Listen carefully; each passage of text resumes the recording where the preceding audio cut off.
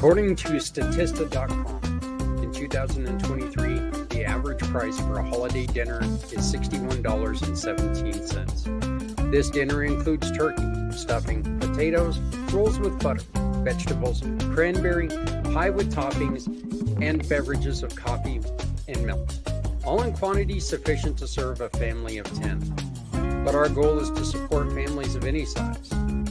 Or, if you would like, look on your local community pages on social media. Find a family that needs your care and support.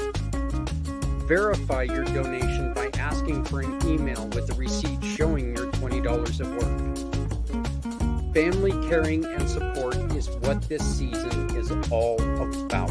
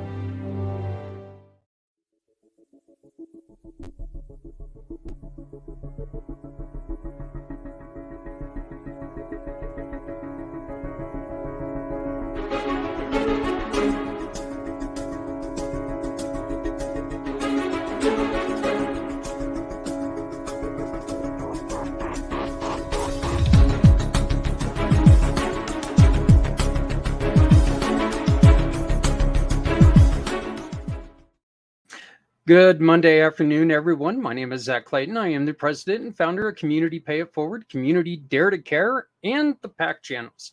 And right at this moment, I'm flying solo. Uh-oh. That means he can talk about whatever he wants. Watch out. We're going to be talking about hockey. You know we are. No, I'm joking. Our guest is with us right now, Timothy Mabry, and he will be joining us here in just a little bit. Timothy's got a great story, tragic story as it is, but a great comeback story where he takes issues from his time in the service, the Navy, and times as a firefighter, the stresses, and he struggled mightily. And he's going to tell you a very, very scary story, one that in the end is uplifting. And he's got quite a bit of stuff going on right now. He's not only starting his own business, but he's also started and improved a program aimed at asking yourself questions, questions that you can only answer in a positive way. It's a very, very interesting question or procedure, and I cannot wait to talk to him. So Timothy Mabry is going to be with us in a minute. As you guys just saw, we've got Thanksgiving out of the way. The turkey is left the building, well, for a couple weeks, and then more turkeys are going to be entering the building again. Families still need help, though.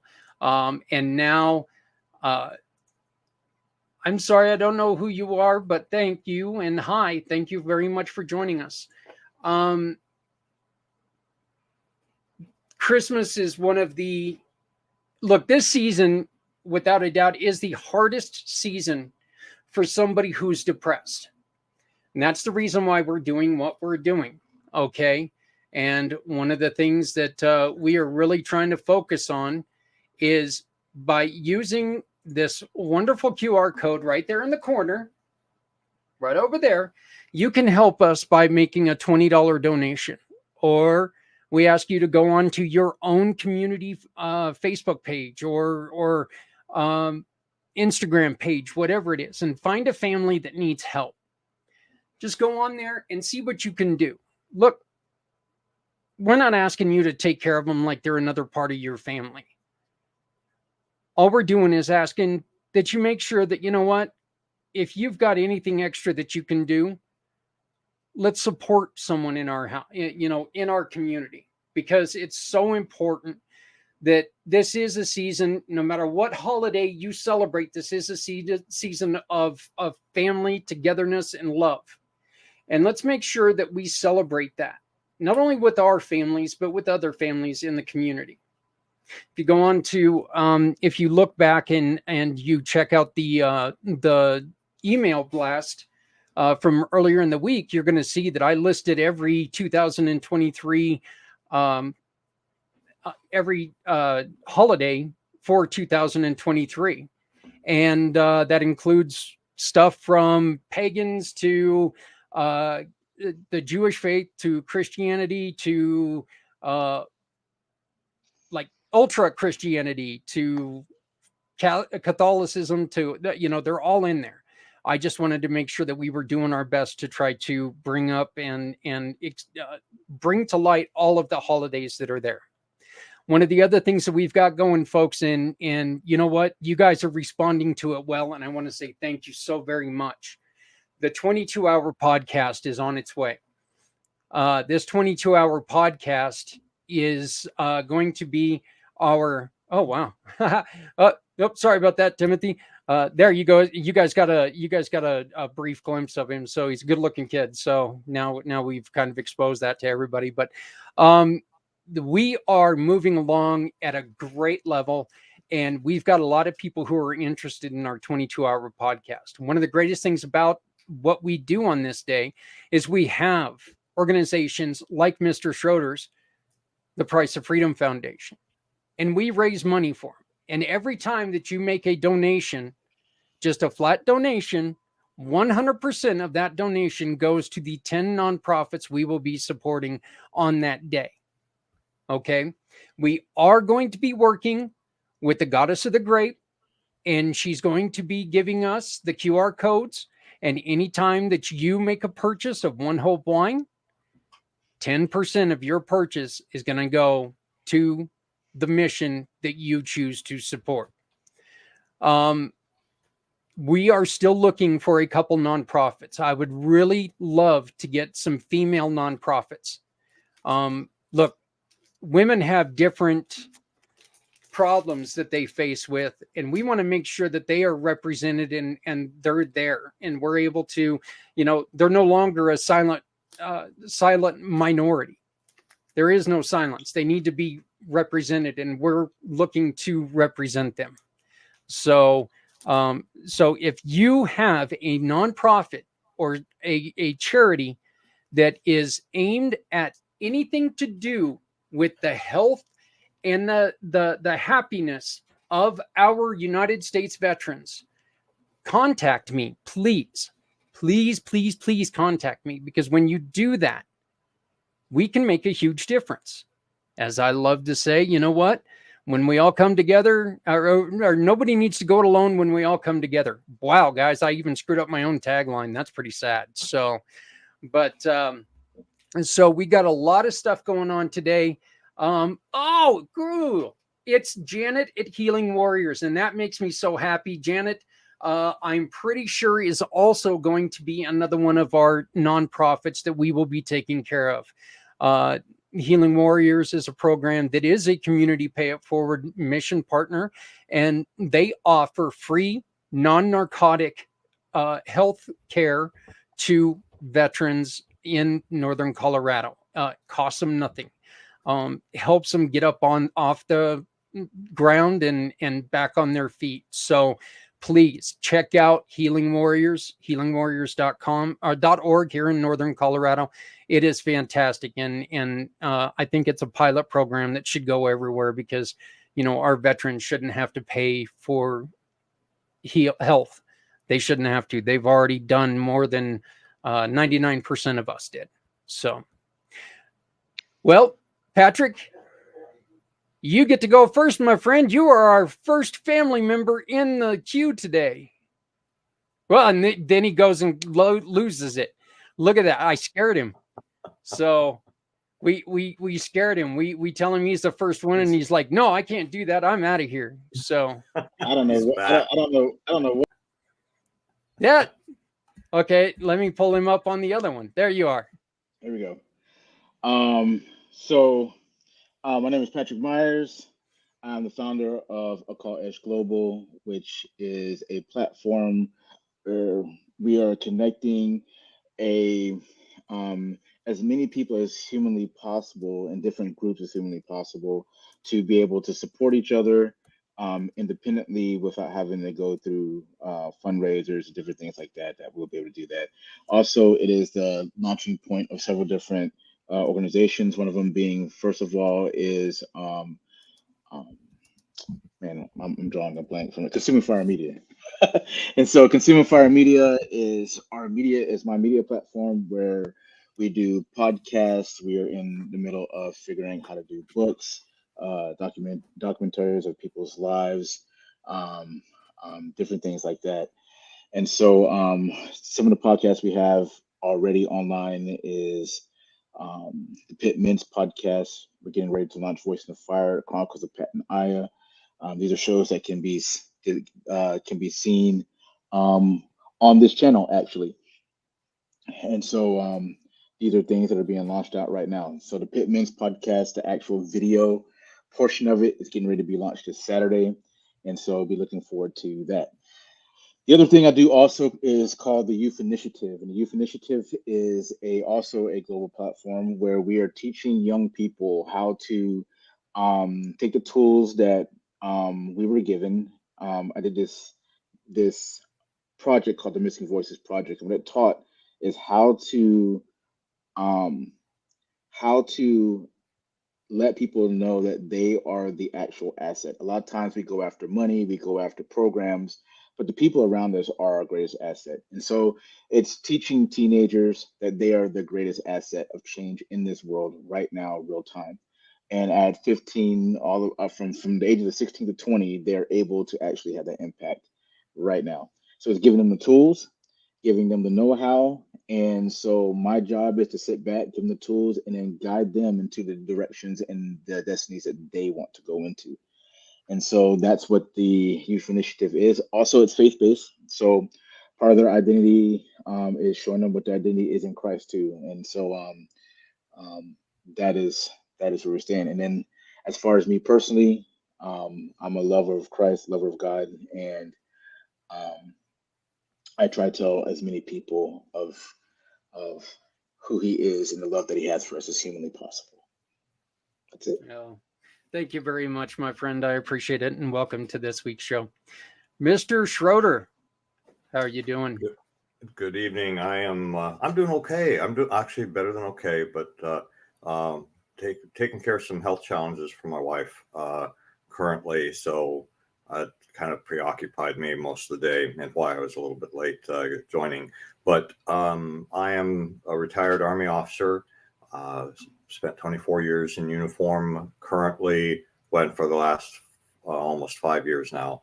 I'm the founder of a nonprofit organization called the Price of Freedom Foundation. The Price of Freedom Foundation is dedicated to telling the complete life stories of those who never got to become a veteran, those who served and died while in service to our nation.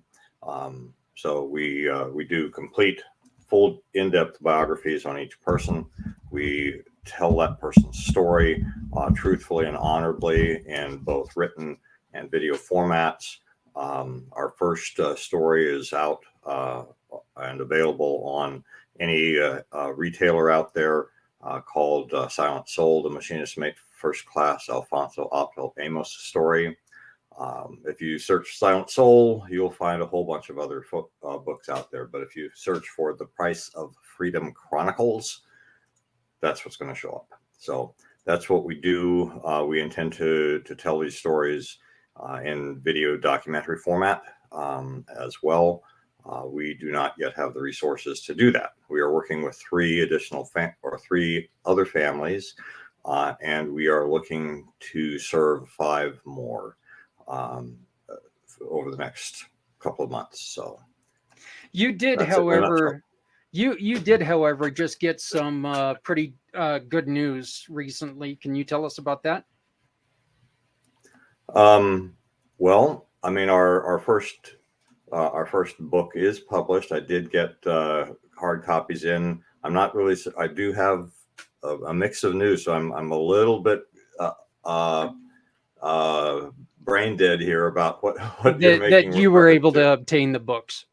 Yes, we did. We had 100 books printed in order to give hard copy legacy editions of this book to the family at no cost to them.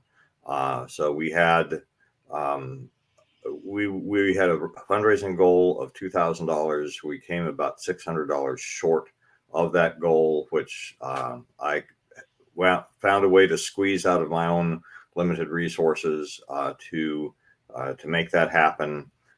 We have about 30 books that are available for those that want to get this edition, and I will autograph that. And a $40 gift to us basically pays for one and gets you one. So.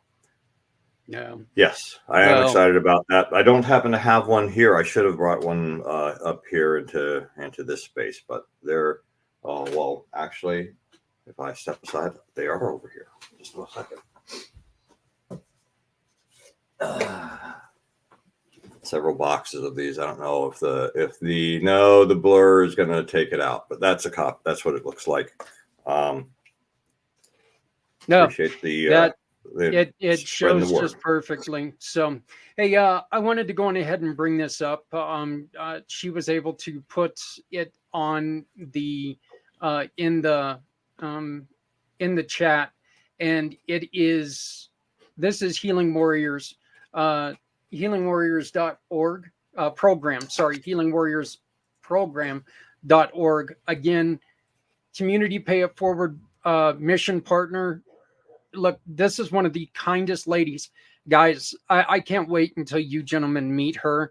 I mean, she has got the biggest heart, and she is one of the hardest working people I've ever met in my life. I mean, even my wife sits there and looks at her when we're working, and she goes, God, does she stop? And for my wife to say that about anybody is amazing, because my wife never stops. So, but please visit healingwarriorsprogram.org. Take a look at what they're doing. You know what? Regardless, if you're outside of northern Colorado, a donation is needed, because this is non-narcotic and this helps veterans heal. And that's what this is all about. Once again, we are going to, well, I'm just going to say it. We're going to have Healing Warriors as one of our missions as well. I have a love for Janet and this program, just because they do some fantastic things, and we will be adding them to the program as well. So they will be one of the 10 nonprofits that we are raising money for. So, all right, guys, are you ready for this? I'd like to introduce you both to Mr. Timothy Mabry. He is a veteran of the U.S. Navy and a firefighter. How you doing, Timothy? I caught you in mid-stretch there. Look at that. Yes, sir. I was waiting for you to do that, you know. Like, wait, perfect timing. Well, thanks for having me here, Zach. It's an honor. Hey, your story, Timothy, you and I had a discussion the other day, and your story is I don't want to say it's a tragic story, but it's a very, very concerning story that could have and was very close to turning tragic. But what you've done with it is something like what Patrick, what Dennis, what, we've turned something that's tragic into something that is helping others. And why don't you start by telling us a little bit, Timothy, about your story? Well, definitely.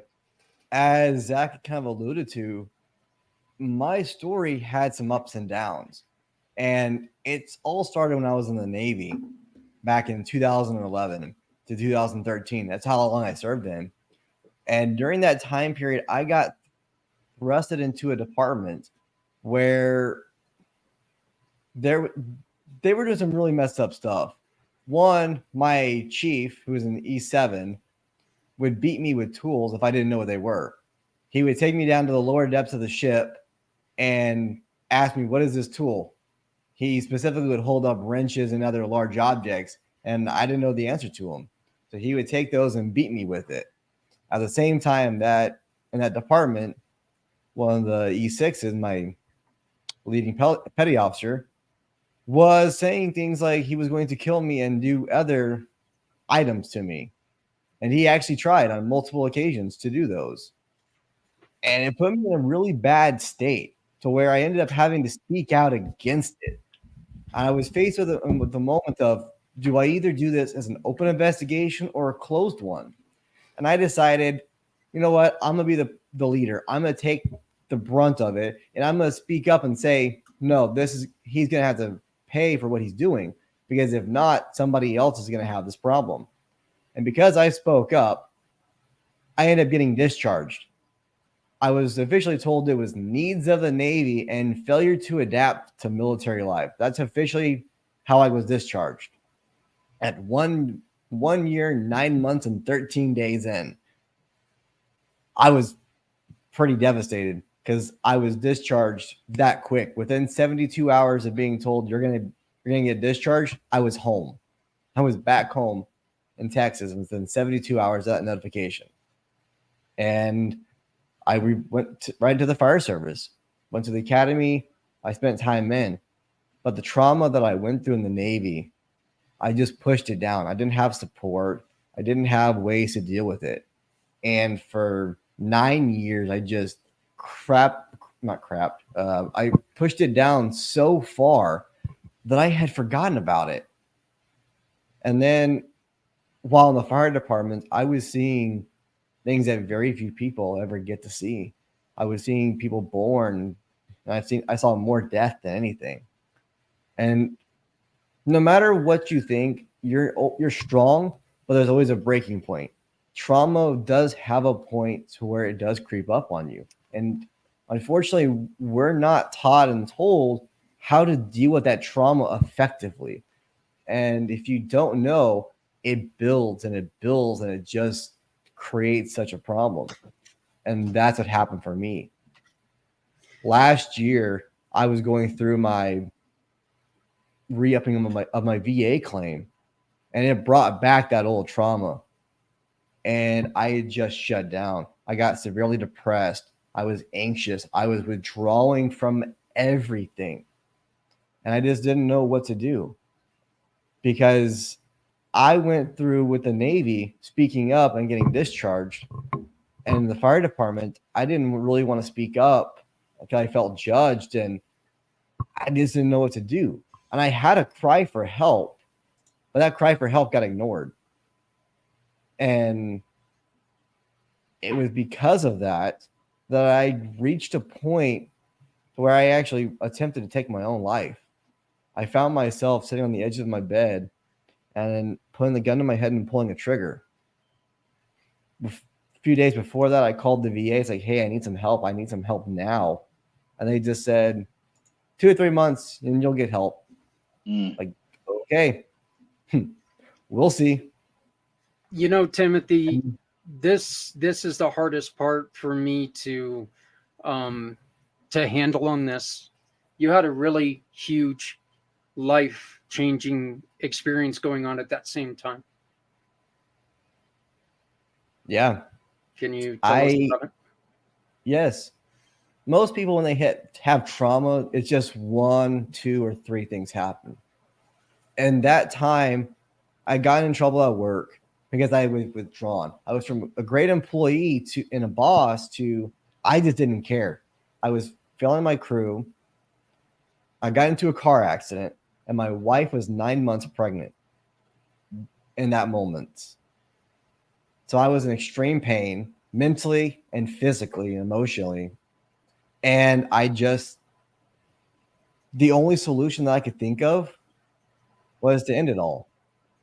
But in that moment of desperation, I had a bit of realization of like, what am I about to do? I'm literally about to end it all. And memories of seeing people pass away from suicide and the effects that it had on their family came back into my mind. I call that a God moment. I was like, you know what? Not today, Satan, ever. I'm never going to do this again because I choose to live for my family. And it's in that moment that I started my healing journey. Your wife was also 9 months pregnant. Mm-hmm. So, was there any investigation, or do you know if there was ever any investigation in the Navy, or is that still something that's all shut down and shut up? It was kind of both.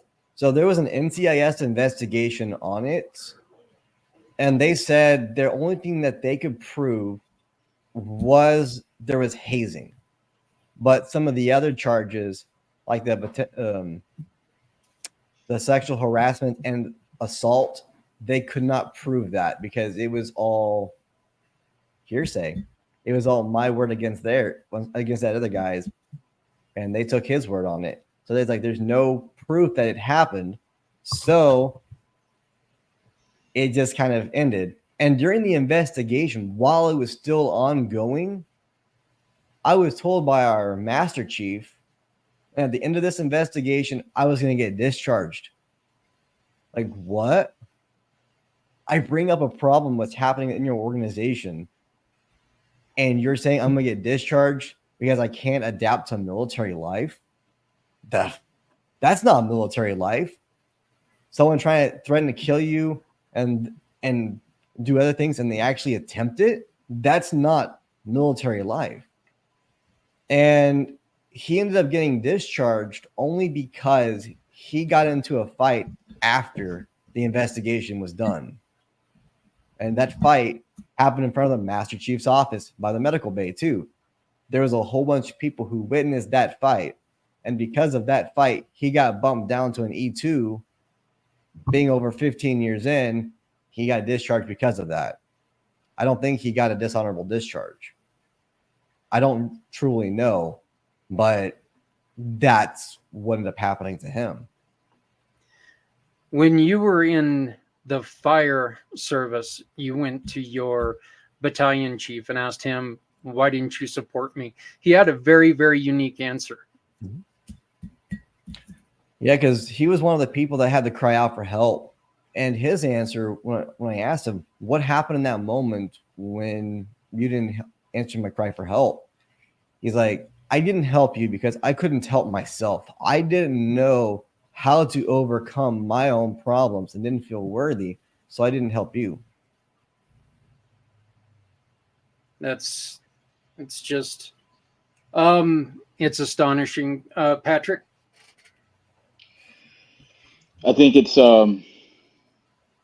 think in a way with you said your fire chief battalion, right? Yeah, battalion chief, yes. Your battalion chief, right? Like it might sound kind of crazy, but that's probably like the best thing that he could have done at that moment.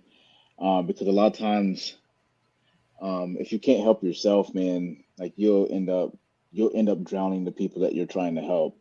That's from just personal experience, man. Like if you don't have yourself right, man, there is sometimes no way you can help someone else because it's just like being inside of a like it's just like being in like say you're in a pool and being a Navy. I was in Navy too, actually. And then I understand the ship life. Uh, it's there's a lot of unspoken things, at Don't Ask, Don't Tell in a whole lot of different areas, right?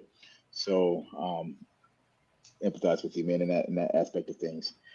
But it's like being in a pool, right? Where if you're drowning and then I don't know how to swim, and there's all kind of reasons for that. Number one, like when I first went to boot camp, you see all the black brothers, and we just sank to the bottom, you know. So you get in there, yeah. Let's be real. You don't want that brother trying to come help you try to swim, right? You don't. That's the last thing you need. And and um and so like in that concept, it's like there's just grace given to the battalion chief, because like that's the worst thing. That's the worst place to be is when you're drowning yourself. And like a lot of people don't understand, like especially people in leadership, like they're usually the worst hurting, um, because they have to carry everybody else's pain and sufferings, right? And then now with the military portion of it, man, like I'm not going to say a whole lot to it, but I understand the stuff that you're talking about more than you know. I was on the Roosevelt during 9/11, and it was one of the longest cruise in U.S. history, and it there was some savagery going on out there, man. There just was, man. It happens, and but not to excuse it or anything like that, man. Just my heart goes out to you, man, because even in telling your story now, you can just still see like a lot of um, the hurt and pain from those things, like still. And not saying you don't have victory over anything like that, but you can just still see like the remembrance of the moment, right, or the remembrance of the things that you had went through. And I just want to say to you, man, just like it's kind of inspiring, man, how you had that moment where you had that come to God moment where it was just like you saw the effect of everything that was getting ready to happen because of what you experienced. You know what I mean? Like, like almost like the fire department saved you from taking your life in some kind of weird way by going through all that. When I got out the military, I went into EMT services, and nobody tells you that like like it's gonna be crazy out there, man. And it's mind blowing the stuff that people do to people, or just the stuff that happens to people, and stuff like that out there. It just you can't even begin to rationalize half the stuff that happens out there. And I couldn't stick with it, man. But like it's just really cool, man, how that changed your life. When you say you had that come to God moment, can you explain a little bit more in a little bit detail, like how that actually played out in your life in that moment? Where like what were you thinking? Um, um, what was the key things? Not just that you want to live, but like what were the key things that were just like, hey, this is what's going to affect things? Because you're talking about you had a 9-month pregnant wife, um, um, and so much to that you were battling with at that same time. Can you just go through a little bit more about the experience of getting to that place, and then what that click and that change coming out of that in a little bit more detail? Yeah, definitely. So in that moment, I was feeling lost, desperate, and just uncertain. There was a lot of variables that I didn't have answers to. And then when I remembered seeing the negative effects of a suicide, where dad told his kids, he had 4 kids, and he told them, Mommy's not coming home today. Mommy's no longer with us. That moment popped into my mind because I saw the look on the dad's face and I saw the kids. They were from, I think, 8 to about 2. That was the age spread. And I could see the different kids having a different reaction to it. The 8-year-old understood. The 2-year-old didn't and was just eating chicken. Mm, And I remember in my mind thinking, I'm about to I'm, to inflict that type of pain onto my wife, onto my daughter. What legacy am I going to leave behind? And is that really what I want? The other thing that kept me from pulling that trigger further was a random question: is if I end it today, am I going to hell? Because in Christianity, at least the churches I've been into, they've gone back and forth with saying if you kill yourself, you go to hell. Some don't. Also, just like in Beetlejuice, I know it's a horrible reference, but in Beetlejuice, they said there's a special place in the afterlife for people who kill themselves, indentured servitude. So those things coupled with what I want my future to be, I was like, is it worth really ending it all now? If I view life as miserable and sucky, and I go to hell for eternity, which one's worse? So there was a little bit of rationalization to keep me pursuing to get better and to say, what I don't know what it's going to take to get better, to be happy and find my light again and to get back on track. But I'm going to do whatever it takes because I choose to live instead of dying. Because I saw that the path that I was on led me to that point. And I'm like, I'm not going to get back to this because it was a vicious cycle. As Janet had said in the comments, traumatic events are like weights on a scale. And the repeat exposure places that weight on a person and cause a higher risk for it to happen again. All the trauma from the military, the first responder, the trauma was going to keep happening. Yeah. There was zero doubt in my mind that I'm going to have more trauma, but how am I going to deal with it effectively and to combat it? And so that's where I started to search how to get better, how to retrain my brain. And I found some really good resources to help with that. Mr. Schroeder. Well, Timothy, thank you for coming on and sharing your story. I just want to let you know that you've got a group of folks here that really do understand what you're going through. Now, I spent 24 years in the Army. I came in out of ROTC, so I was one of those brand new butter bar lieutenants into the Army.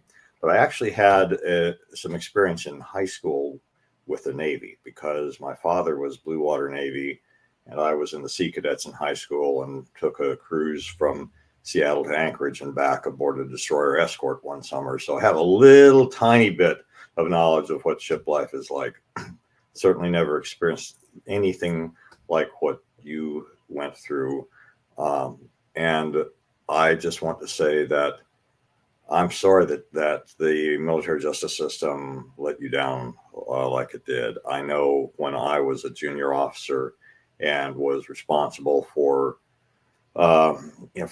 soldiers, that the hardest things that I had to do involved Article 15s and others when there was no physical evidence. And so it just tortured me to have to make a decision that I knew was going to impact the soldiers under me, no matter what I decided, no matter what. And so I have great empathy for you for that. But while I was in high school, I also, and I think I was your first guest on this topic, wasn't I, Zach, here when I talked about the fact that at 17, I had my father's pistol to my head with a finger on the trigger. And it was a thought that came into my head, similar to as you described, that asked, because I wasn't upset with my parents. I mean, I was upset about my life, about a lot of other stupid things in retrospect. But the thought came in and said, it was a question. It said, how are your parents going to feel when they come home and find their oldest son with his brains blown out all over their bedroom? And that was all it took, really, because I wasn't upset with them. I knew it would upset them. And at that point, I really didn't have a good concept of how traumatic that would be to them, but I knew it would be bad. So I'm thankful that, so I have an understanding, and I think we all do. I guess my question would be, you kind of hinted at this a little bit about the resources. So, given these experiences that you've gone through and this trauma and this brush with death through suicide. What resources did you find that were helpful for you? And I'm assuming you have some things that you can bring to other people to be helpful to them, both as individuals and possibly as organizations. Yes, that's correct. I do. So the first thing that I ended up finding was a buddy of mine had me go to a conference. Well, I met him there, and I heard David Goggins speak. And I just remember hearing Goggins talk. I was sitting on the outside of the stadium because it was up in Arlington, Texas. And I was standing in Frisco. I was standing on the outside of the stadium. I just heard Goggins speaking and how he was retrained his brain from where he was to get to that point. So I looked up Goggins on Amazon Podcast, and I came across this one podcast series called Moonshots.io. And it's an Australian podcast, and they pull from some of the greatest people, and they talk about them in an hour, and they digress different topics. And the biggest ones that I remember were happiness, for rewiring, and overcoming. And that's what really started to help me reshape my inputs. That, and actually, after that attempt, I called the VA back up and said, I need help now. And they were like, again, we'll see you in a couple of months. I was like, you don't understand. I was about to end it. Like right now, I was literally about to end this and I need help. And then I got the help. They're like, okay. So they started to give me to the CPT, cognitive processing therapy, and going over stuck points. Between the podcast, the stuck points, and then getting plugged back into church, it started to have a better benefit in my life. And what I've done is I've actually created, and I'm starting to deploy on January 1st, a 30-day program that I'm created. And it's to specifically help with retraining the brain. See, what I found in the stuck points, like the military or the VA had, was you came in for one day, for 1 hour, and you talked about your issues. Ooh, big deal. That actually made it worse. For anybody who's ever been through therapy, or especially who's been through a lot of trauma, you know, that 1 hour doesn't make anything better. It brings up all the demons, and the demons are like, hi, we're here to play. They're like, surprise, mother. Yeah. And then you're back like, I don't know what to do. I want to get out of this, but I don't like these demons. So I would go from therapy session to therapy session, just like, I don't know how to get over this. What do I do? So I sat down a few months ago and I just figured, what helped me? What worked? What didn't work? And how do I retrain and rewire my brain? Because what I had found was that my thought process and what I had said brought me to that point of desperation. See, I was so focused on the past and the possible future that I wasn't focused in the exact moment. I didn't see the beauty of I was alive. I had a great job. I had a loving wife and about to be a newborn baby within a month. I didn't focus on that. I was looking at all the bad. So I started to retrain my brain for gratitude. Yes. Everyone asks, what's the secret to happiness? The pursuit of happiness, it's gratitude. There have been studies that show gratitude is the overall secret to happiness, because gratitude means you're thankful for what you have, is that initial rewiring. So instead of saying things like, oh God, why me? I'm like, you know what? Why not me? I'm thankful to be alive. You know what? I'm thankful for these opportunities. These demons, the things that I've gone through, I'm thankful for them. I'm happy they happened. Why? Because it gives me equipment and tools to help somebody else who is in that same spot. See, the storm that we're going through today means we're strong enough to in the future to pull somebody else out of that exact same storm. So those storms that I've gone through, I can help somebody else out of those places, how to retrain their brain. And I put into a 30-day class to actually show how to do that, because it's a major benefit. It's what I wish I had in that meantime. If the VA would have said, here's your therapy, but here's what else to do in the meantime, that would have been a major benefit to me. Instead of saying, oh God, what do I do now, to, okay, this sucks, but let me go a little bit further. You know, one of the things that I always think about is when, you know, something bad happens, we all have this tendency to go, oh my God, it's happening right now. How can this bad thing be happening right now? Guess what? It doesn't matter. It really doesn't. No matter when it happens, it's happening. So it makes it really difficult. Is that part of the acceptance that you're trying to get across, letting people know, look, it's okay to have problems. We all have problems. Yeah, it's and not just that, but it's okay to recognize them and to say something about it. See, what part of my issue is in the fire service, if you had brought up problems, you were seen as weak.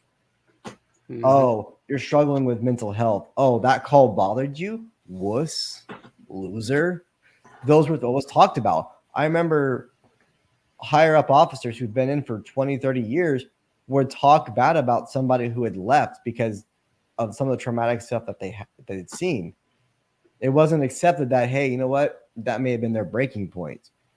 So thinking of that, it causes you to bunch it up for a long period of time. So it's, hey, you know what? You have a struggle. You have an issue. One, embrace the suck.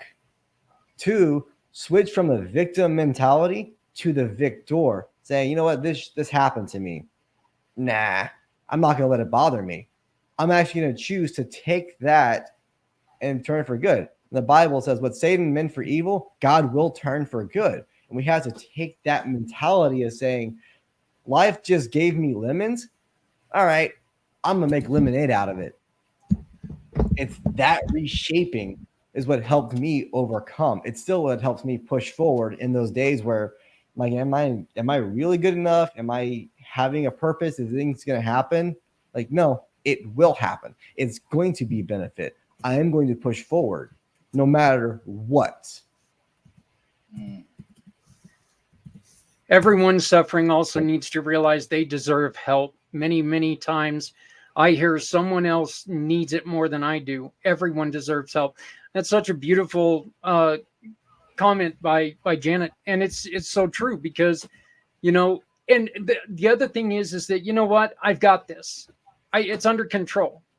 It's under control until it's not. But if you keep piling stuff up and piling stuff up and piling stuff up, here pretty soon you don't have it anymore. And if you try to take and you get out in front of it, it is so much easier to do just that, get out in front of it, than trying to sit there and wait. You know, it's like, oh, I'm not in that dire of need. You know, okay, that's fine. You know, maybe right now you just need help getting your child to school. Might as well ask for it now, because what happens when, okay, now I need to get my kid to school and I need somebody to help make the lunch. And then I need someone to help cut my grass. And then, you know, things go like this and you start getting lost. And, you know, people get so used to hearing you say, hey, he's got it. He's under control. Everything's cool. And they tune out. And you can't let that happen, because this is too serious. It's serious, and it can be deadly. I mean, I made a comment in a sidebar thing there that I listen to audiobooks all the time, and when I just recently finished up was published in 2005 called Deep Survival by an author named Lawrence Gonzalez. And what struck me about that book and this conversation was it was more of an academic book than I thought it was going to be, but they did a lot of studies, or he did, with and pulled stuff together from lots of sources. But the bottom line is that the people who survived airplane accidents, train wrecks, being lost in the wilderness, lost at sea, things like, all sorts of things. Some commonalities were being right here, right now, not bemoaning the past, not why me, not, we'll never get rescued, but right here, right now, and basically embracing whatever the situation was. So, and I heard that, or echoes very similar to that in what you were saying, Timothy, and that I think that is a very important mindset for people to have, regardless, because you never know when the world that we are comfortable living in is going to change suddenly.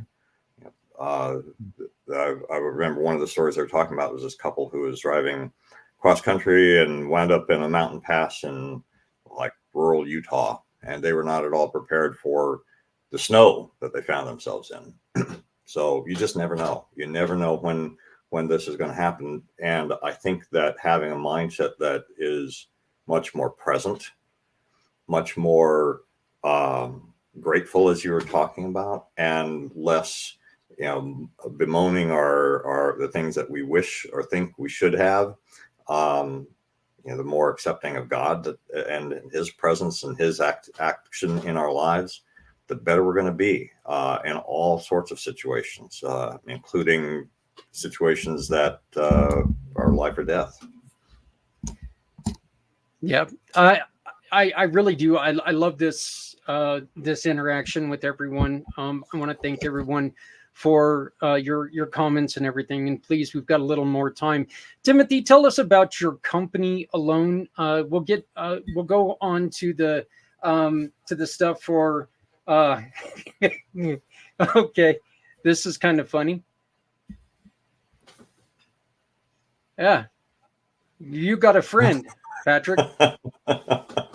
So another Patrick Myers out there. Like, who is that guy? I don't know. Yeah.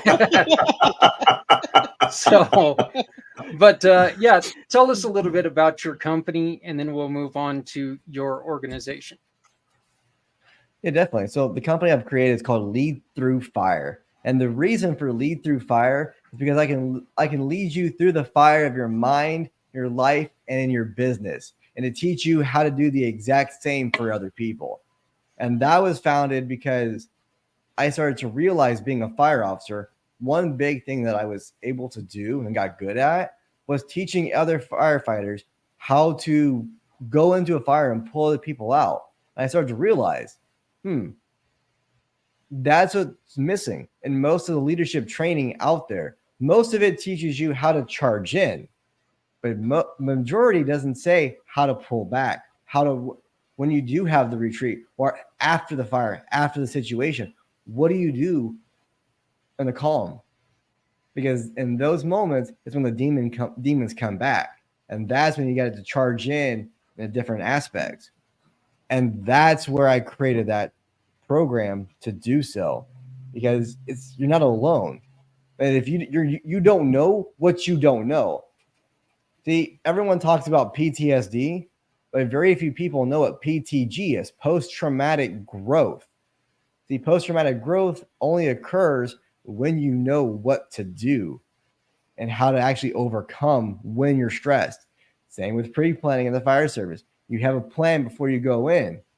So this way, whenever you get the situation, you have a rough idea on how to mitigate it. So I created this so that it gives leaders the tools and the resources to not only pull out their business from failing, to improve company culture, but to improve their own mental states. And that's a big thing that's missing right now, what we need, especially since, I don't know if most people are paying attention to the market, what's happening. We're in a downturn. Alarm bells are saying that we're have a high chance of entering a recession in 2024. Companies are already starting to tighten their belts. Just like in COVID, people had a major mental health crisis. There was a lot of help that was needed. And this company is designed to help against that, to help give leaders the tools to recognize those situations so that when the cry for help happens, they are equipped. They know what to do. And if not, then here's a resource that'll better help you instead of just, oh, okay, and letting it slide. Yeah. Yet the look, it's just once again, this is something that if you wait too late again, you're damaging your, you're damaging your footprint. Basically, you're damaging your business. And getting out in front of things is so important. And just remember, even if it's a small ask, let people chip away at it a little bit. Make sure that your mindset is calm, because you know what? When you start seeing things like your car getting repossessed, and you start seeing those disconnect notices on your door, and you start seeing all these other things that happen, and you're at this point in time, you're like going, well, I need this money by, in 3 hours or I'm out. There's very little people can do. If you get ahead of it and we start working from the beginning, there's a chance that we can do something. So it looks like you've got another wedding or message here there, Patrick. I'm not bringing any figgy pudding, brother. That's I don't even know. I don't even know what that is, man. I was just like, I don't know. I don't know if it sounds good, man. Yeah, it definitely doesn't sound that great to me, and especially not right now. So. But just I do, man. All right, yeah, going ahead. I have just something for Timothy. Do you like to be called Tim or Timothy, man? Either one. I'm not too picky about it. All right. It's just I just really love the faith aspect of things, that where God just takes you from one place to another, right? A lot of times, like these are things that we don't know how big of a deal that actually really is, and especially when you are in those places looking at eternity and you're trying to figure out what next, and then like you're trying to figure out those things. It's just it's amazing. Like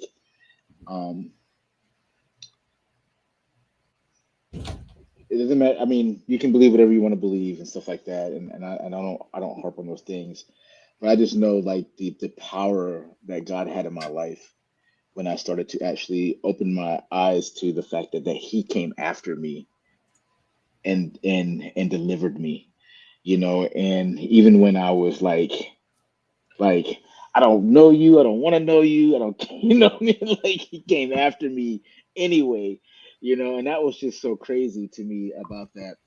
One of the things I thought was pretty cool, man, is just when you were talking about the aspect of where you just didn't, like, when the therapy started happening, you didn't have the tools. That was one of the craziest things that happened to me. I felt like I was going to therapy, and like you said, the demons are just popping out, and you're just like, yo, like, and then you come back home and like you're more depressed and anxious, and like suicide even more real than it is when it was before you was actually gonna take your life, right? And one thing I would like to say also is, like, a lot of times we're always talking about the person getting help, right? And also, one thing I want to say is, for us as people that are around the other people around us, to be more aware of the people around us, and paying attention, because in general, as human beings, we're very self-absorbed, and they might not be saying it, but most of the people around you that are going through these things, they're saying it very loud in their actions and in the different things that they need help. But like, we are always of the mindset, well, if he didn't ask, and I don't need the help. And that's not necessarily true. Like, if you see somebody like in a what you call those things, quicksand. You see somebody in quicksand, you don't need that person to go, hey, I'm in quicksand, can you please help me? You could be walking by that and be like, that dude needs a freaking rope. Let me toss it to him and then pull him and help pull him out. And I think that's sometimes the place where we're afraid to jump into, or because there's a lot of implications sometimes of throwing a rope. You know what I mean? It is. That's just a part of it. That's part of the human experience. Also, is um, are we going to be that person to pay attention to the things that's happening around us? Because it's a two-way thing, man. I can't tell you how many times where um, even if there are signs that you don't know, there's something about even asking. Like they might not have nothing going on with them, but be like, hey man, are you really okay? Is there any way I can help you? Or hey, I don't know what, hey lady, hey lady, what are you going through? How can I help? Like, is there something going on where I can just sometimes asking the question can open the door to like something deeper. And a lot of times we're afraid to ask that question. And um, so that's like the both of the things that I would like to actually add to what you're saying, because there's so much power in asking. But like I remember being in that place and I didn't know how to ask. I didn't know I didn't even actually know I was going through all the things I was going through at the time. I didn't even know I was depressed. I didn't know I had anxiety. I didn't know I had I was having panic attacks.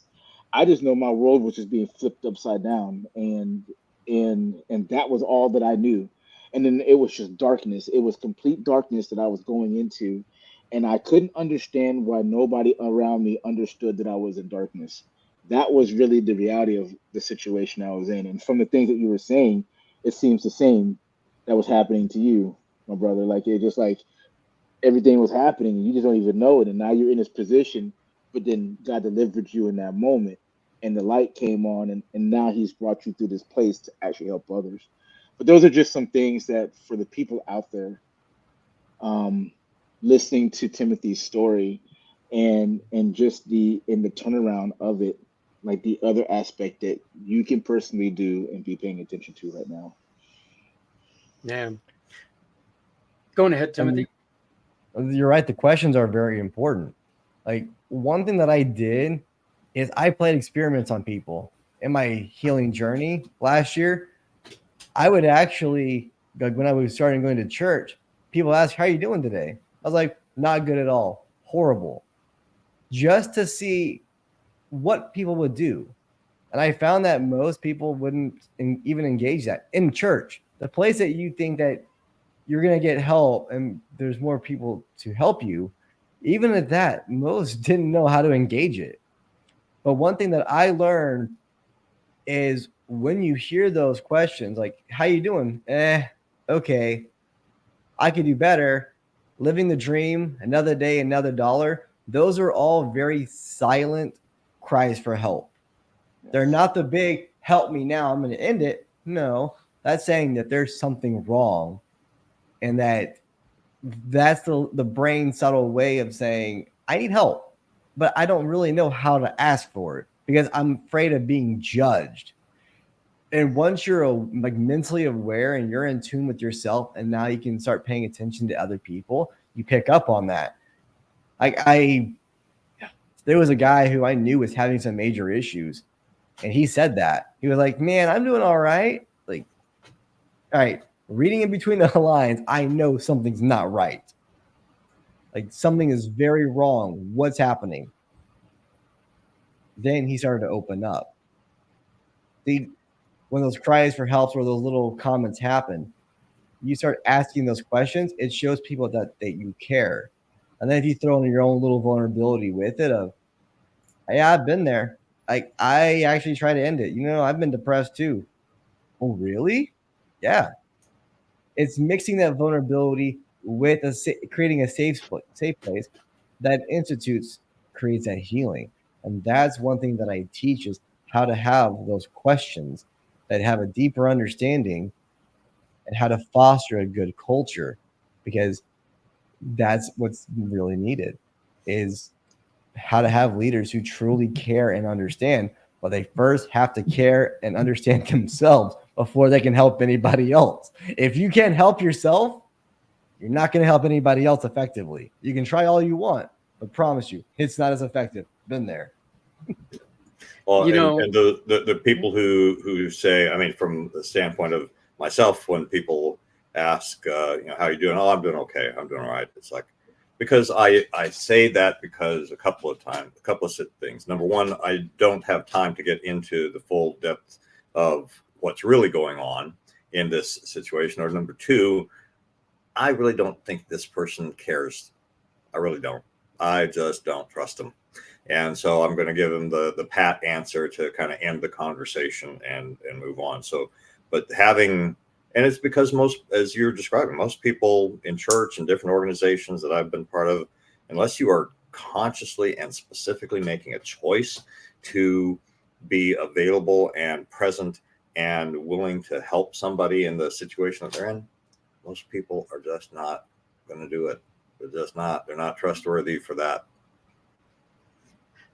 Yeah, and I think one of the things that people have to do is remember, if you can't answer the question, if somebody says, look, I'm messed up, if you can't answer that question, if you can't sit there and listen to the statement, if you can't sit there and try to, listen through, first off, listen, not talk, listen through, then don't ask the question, okay? Don't ask a question thinking that you're going to get a rosy red answer, okay? This isn't, it's not like that. You got to make sure that you are able to handle what's going to be said. And there's a huge possibility it's going to be ugly, very ugly. And if you can't answer that question, you could do even more damage. So, well, somebody's dancing. So, Can I say something to that real quick? Yep. To add on to what you're saying, because that's very, very important also, if you don't think you can, like 9 times out of 10, somebody around you that could. Mm-hmm. And so like for instance, like that person that's in the quicksand, you might be the person walking around there. You ain't got no arms, so it's going to be pretty hard to pull that person out of the quicksand, right?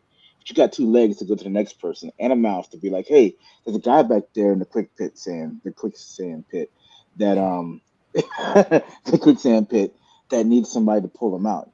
You got 2 arms and good legs, man. Can you go help him? Like that's the power of community, and being aware, and that's how we all help each other, because that's I think that's a very, very important thing too, because like that is dangerous if you can't, you don't have the capacity. Like I know I don't have the capacity for certain things, so I don't engage in those things. But like say for instance, brother, you're the guy that teaches the mindset thing or whatever. But then hey, I know this guy Tim, right? He's got that next step that what you need to that you can go to this guy and maybe he can help you with that. And if you don't know, there's probably somebody else that that you can take them to this other level where they might need like really, really deep counseling or something like that. But that's the power of community and us connecting together and seeing more than just ourselves. And once again, remember that not every solution works for everyone. So just because the solution worked for you does not mean it's going to work for this person you're talking to. You got to remember that, because if you try to push something on somebody that makes them uncomfortable, look, they're already uncomfortable. There is already things going on in their head. So let's make sure that, you can say, hey, look, we listened to this show the other day. They had a great guest, Timothy Mabry. I got his phone number off the website. Do you want to try to call him, see if maybe this is something for you? Do it that way, but don't tell him, look, you need to call Timothy. He's going to help you. That's putting undue stress on everyone.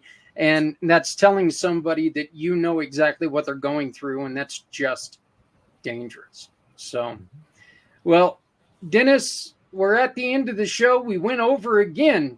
Look at this. We do. And it happens because you attract such fantastic guests. I mean, I feel like this conversation really has just started. So, Timothy, I want to thank you for coming on. I don't want to rehash what I said before, but I know that the trauma you experienced was unjust and terrible.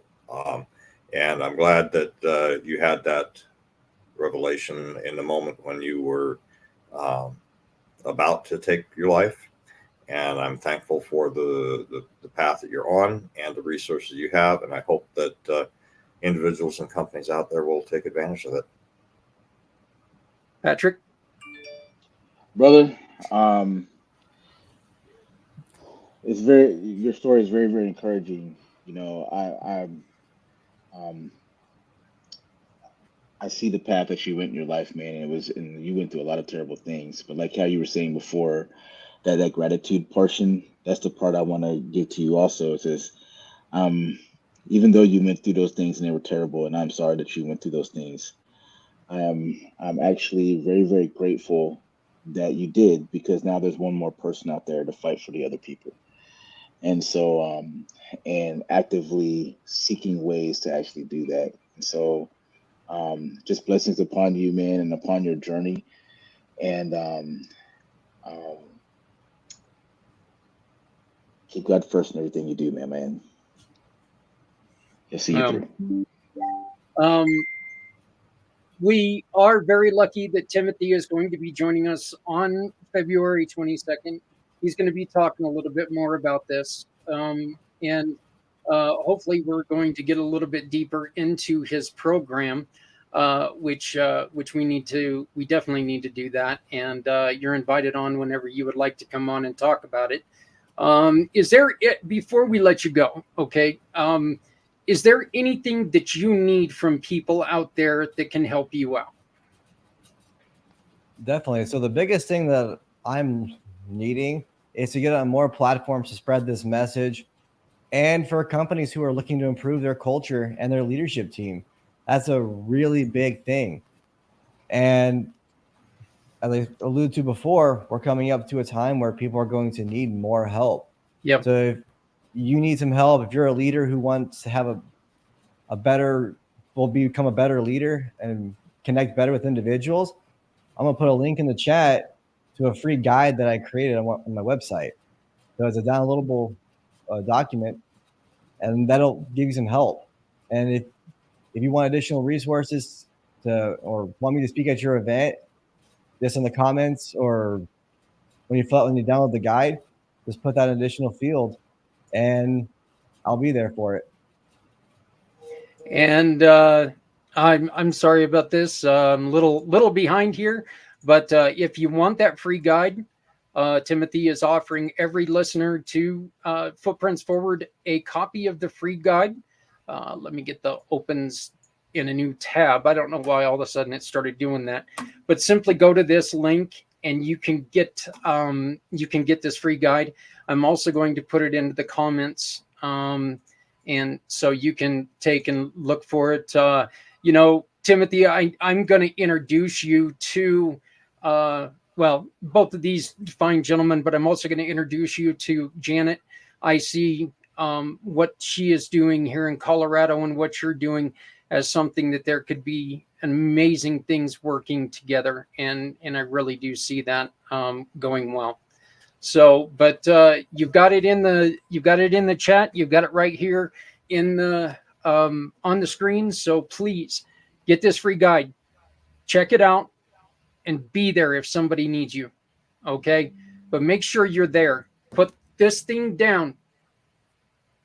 Open these things. Shut the mouth. If you can't do it, don't ask, because it could be the difference between life and death. Timothy, thank you so much, brother, for coming on. Oh, the link isn't working. Oh, damn. I will send it to you, Janet. But I will send it to you. But Timothy, thank you so much. Oh, since I think it might be because it's all combined leaders guide opens. It'll be just leaders guide. Yeah. I will send it to you, Janet, as soon as this is over. So just we can try to do it. We can try to work this. And on the website, communitypayitforward.us, go to Footprints Forward, and you will find that link as well. We will maybe even add. We'll talk to Timothy about adding it to the page so people can have it when they need it. But Timothy, brother, through everything you went through through all the struggles and all the glory. Congratulations on the child. Welcome to the wonderful thing of fatherhood, man. And thank God you're still there for that child. Thank God you're still there for your wife. And thank God you're still here to help others. Mr. Schroeder, thank you, sir. Thank you so very much for joining us again. Look, the show is doing something, and I'm very, very proud of you guys for helping it get somewhere. Patrick, brother man, thank you. Thank you. As always, awesome show. Hey, everybody. Once again, the QR code in the corner next to Mr. Dennis Schroeder, the X box, I guess, instead of the tic-tac-toe thing, where you need that X. Go on ahead and scan that beautiful little QR code and help us by donating $20 or helping us find families who need help. Do you need help? And I don't care if you're in Colorado. I don't care if you're in Tennessee. I don't care where you're at. Yep, right there. Fill it out. Hopefully we can find somebody to help you out. If you can help us, donate $20. If you would rather look on your own community page and find someone yourself, please do that. Just make sure you're helping someone, because remember, if you're not helping someone, you're hurting everyone. No one needs to go it alone when we all come together. My name is Zach Clayton, Community Pay It Forward, Community Dare to Care, and the PAC channels. Folks, love somebody out there because somebody out here loves you. Thank you very much, and we will see you next week. Maybe.